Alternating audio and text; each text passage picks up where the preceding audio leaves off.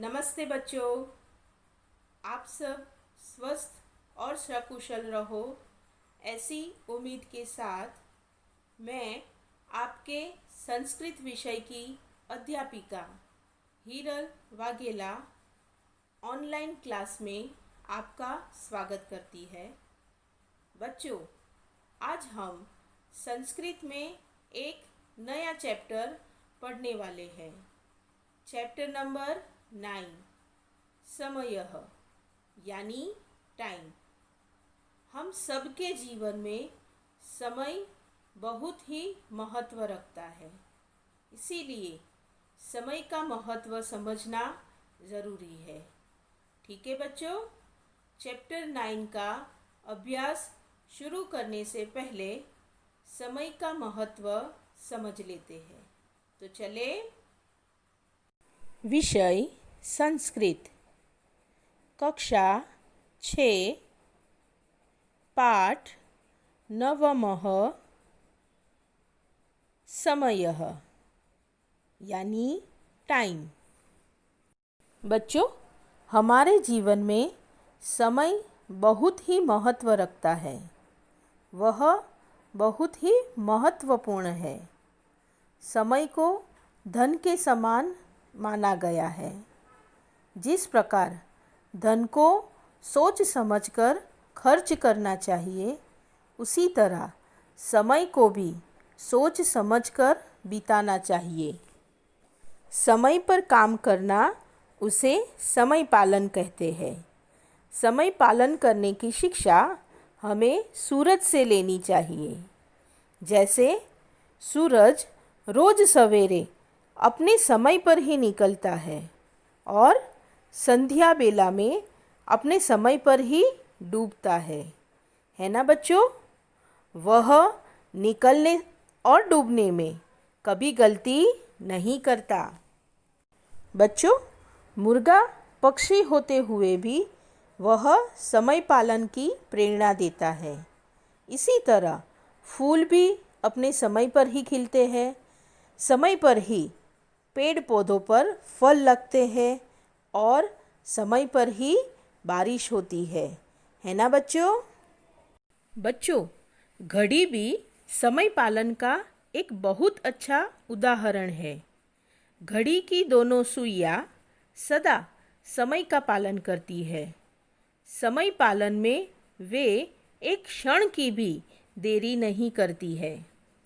सुइयों के समय पालन से ही हमें भी समय का ज्ञान होता रहता है। इस कीमती समय को जाने देना चाहिए नहीं और हमेशा इसका पूरा उपयोग करना चाहिए।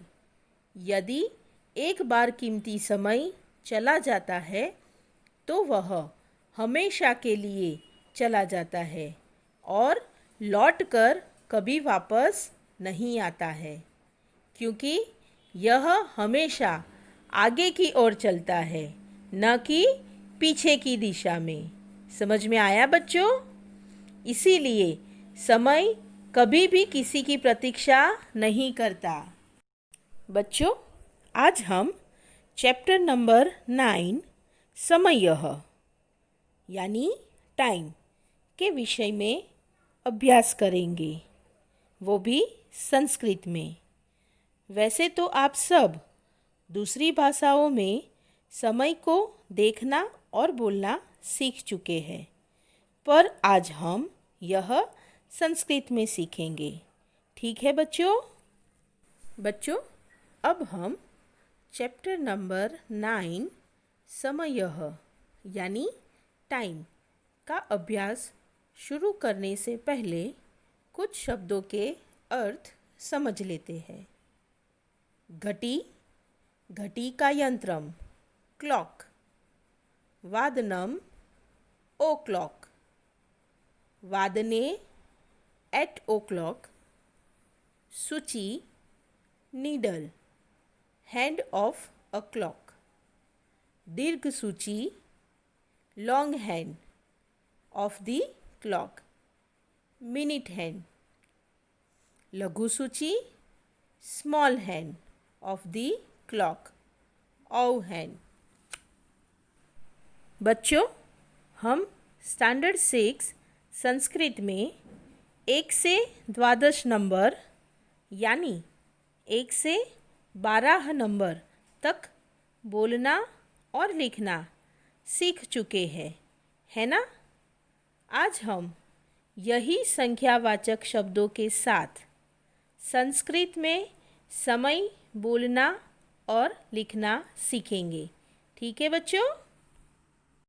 संख्यावाचक शब्दों के साथ वादनम शब्द लिखने से संस्कृत में समय टाइम बता सकते हैं। वादनम यानी ओ क्लॉक।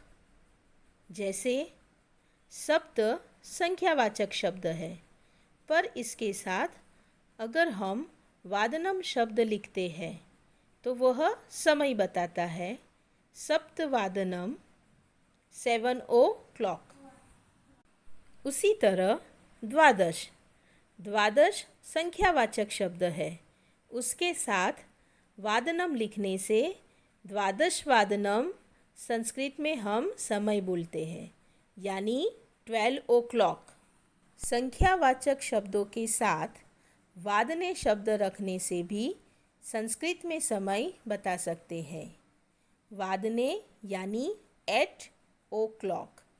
जैसे चतुर्वादने यानी 4 o'clock। षड्वादने यानी 6 o'clock। ठीक है बच्चों, समझ में आया ना? बच्चों, अब हम घड़ी के समय को संस्कृत में संख्या के साथ किस तरह बोलते हैं, सही उच्चार के साथ उसका अभ्यास करेंगे। ठीक है? एक वादनम 1 o'clock। द्विवादनम 2 o'clock। त्रिवादनम 3 o'clock। चतुर्वादनम 4 o'clock। पंचवादनम 5 o'clock। षड्वादनम 6 o'clock। सप्तवादनम 7 o'clock। अष्टवादनम 8 o'clock। नववादनम 9 o'clock। दसवादनम 10 o'clock। एकादशवादनम 11 o'clock। द्वादशवादनम 12 o'clock। बच्चों, आप भी इसे मेरी साथ सही उच्चार के साथ दोहराइए। एक वादनम 1 o'clock।